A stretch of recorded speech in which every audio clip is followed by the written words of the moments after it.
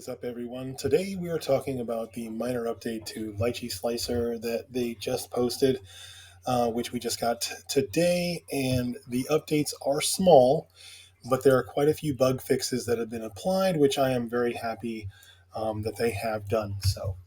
Now, one of the things that they did fix was something that I actually discovered myself when I was using one of the earlier update patches from the last update, 5.4.2. And that was the support painter. So when you were using your support painter, essentially you would choose your support type. Say you were using lights, and then you would start painting, and the support painter would actually switch over to another preset right after it did the first support. Now that has been addressed, as you can see there. That did not change. I can swap over to any type of support, start painting, and it will not change back to any other preset. So that has been addressed. Which was definitely getting annoying for me when I was doing my workflows because I use the support painter quite a lot. The other minor bug fixes are the macOS Sonoma compatibility, including the fix of the suction cup detector and island detection features, which were not functioning before. The island detector not showing islands on objects has been fixed. Supports created through the magic tool no longer go through the model raft. I had not experienced that one, but I was reading some conversations where that was an issue for some folks.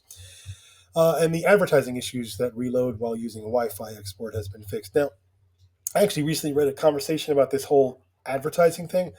Now, I'm not really sure why pro users want to see ads on their slicing, but a lot of users were complaining that the ads were returned to it.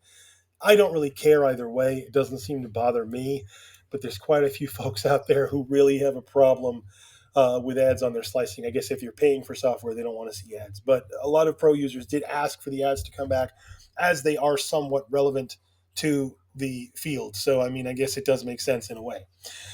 There are also some other improvements and optimizations that have been done. Better detection of mouse cursor position when clicking or dragging the supports, which was a little wonky at times. And some 3D printers have been added as well for the resin and filament. The Creality Palette Mage file format is now using CXDLPv4. Saturn 3 Ultra several fixes for the file format, including the expected rotation for CTB export file format and using the good file format when using Wi-Fi export. Improve the .goo file format for Eligo with better compression and aliasing. And for the filament printers, they have added the K1 Max side fan can now be used. And if the first layer was 0.32 millimeters and the other was 0.12 millimeters, the first layer shifted to the second one. That has also been fixed. And that's for filament issues. Now, aside from that, there were some other major changes back with 5.4. But if you missed any of that stuff, that is going to be in a previous episode where I did actually discuss all of the changes that happened between 5.3 and 5.4, which were quite a lot of changes. So if y'all missed that one, check out that earlier episode. I will put a link to it in the description of this video if you want to check it out. Otherwise, yes, we're going to start doing a little bit more show and tell. So hi, everyone. This is me, in case anyone was interested in what my mug looked like on camera. So we are going to start doing a little bit more show and tell. I am actually planning a couple live streams, and we are planning other content as well. We are also going to be at the Steampunk Festival this weekend in South Florida. If anybody is in the South Florida area, sawflorida.com is selling tickets online, or you can buy them at the gate. It is at the South Florida Fairgrounds. We will be at booth 201. Just look for us at the Print My Mini booth. We will have our banner at the top of the tent, so you should be able to see us. We've got lots of goodies for sale, and if anyone comes and mentions the channel, I'll give you a nice 50% discount on anything you buy. Anyway, that is pretty much it. This was going to be a short episode anyway. I wanted to make sure that we talked about this little update that was coming.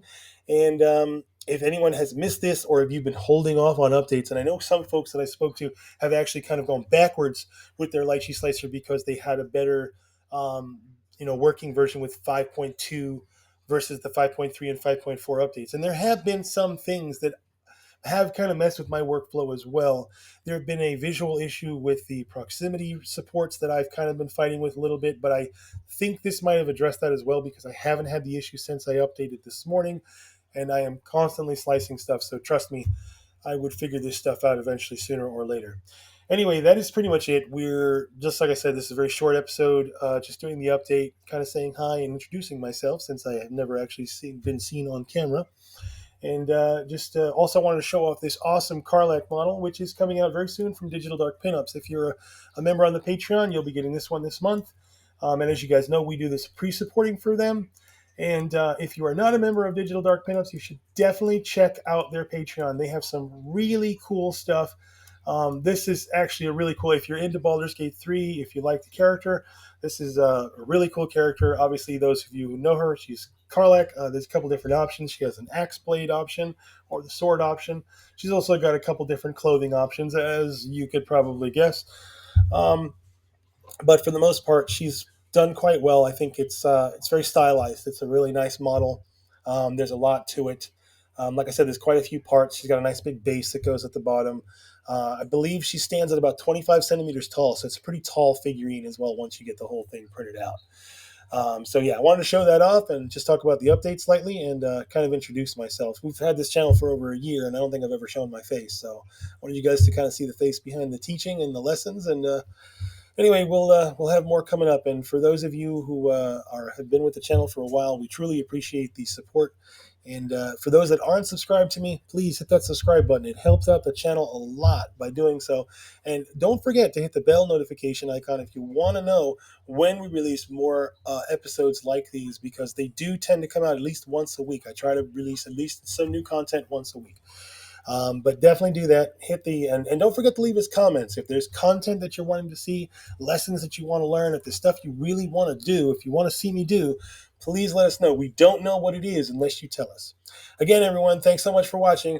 See you all real soon.